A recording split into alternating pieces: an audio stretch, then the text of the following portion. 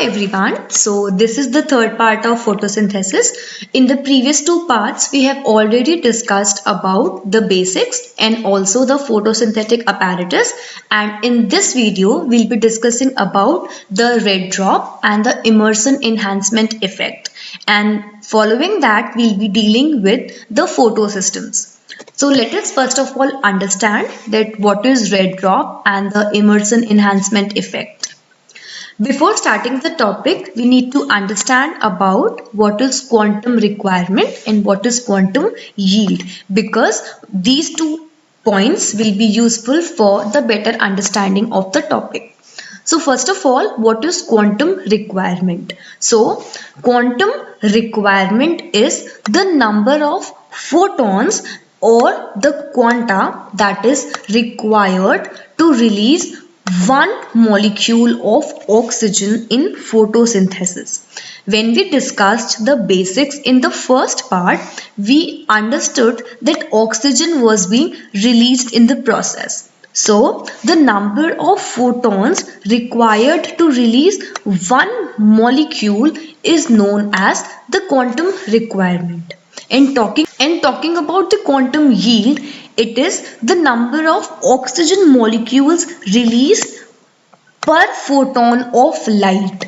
Now we need to understand then that what this photon is. So a photon in very simple terms means a particle that carries energy. So any particle carrying a particular amount of energy is known as a photon. So the number of photons that are required to release one molecule of photosynthesis is known as quantum requirement, and the number of oxygen molecules released per photon, that is single photon of light, is known as the quantum yield. I hope these two terms are clear to you. So now let us understand that what is red drop. So, first of all, it was Robert Emerson and Lewis. These were the two scientists that were working upon an experiment. And while performing the experiment, they observed something which they finally defined it as the red drop. So, what the experiment was, that these two scientists, they were determining the quantum yield, which we had just understood that what is the quantum yield. They were determining the quantum yield of photosynthesis in chlorella. Now what is a chlorella? It is a type of algae that contains green photosynthetic pigments like chlorophyll B and chlorophyll A. We have already discussed that what is a chlorophyll in the previous part, using monochromatic light of different wavelengths. Now we need to understand that what is monochromatic. So break the term. Mono means one and chromatic means color. Any light having single color in it is known as a monochromatic light. So when they were performing this experiment, they saw a sharp decline in the quantum yield, and the sharp decline was seen at a wavelength that was greater than 680 nanometers. So as we know that 680 nanometers occur in the range of this red part, hence this process was given the name of the red drop. Let me explain it once more. The experiment was that these two scientists, they were determining the quantum yield of photosynthesis using the monochromatic light. While they were performing the experiment, they saw a sharp decline in the quantum yield, and this quantum yield declination was seen at a wavelength that was greater than 680 nanometers, and this 680 nanometers lies in the red part of the spectrum. Hence this phenomena was known as the red drop.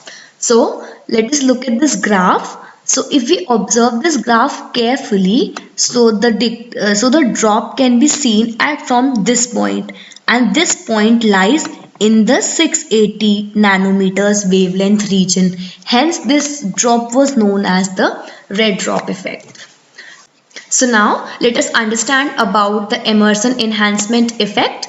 Talking about this effect, Emerson and his co-workers, they were performing the experiment, and in the experiment initially they exposed the same chlorella algae with far red light of 700 nanometers individually, and also and again with the red light of 680 nanometers, and at these two wavelengths the quantum yield was seen at the minimal level. But when the algae was exposed to 680 and 700 nanometers simultaneously, altogether there occurred a enhancement in the quantum yield, and this enhancement in the quantum yield was finally defined as the Emerson enhancement effect. So this was all about the red drop and the Emerson enhancement effect.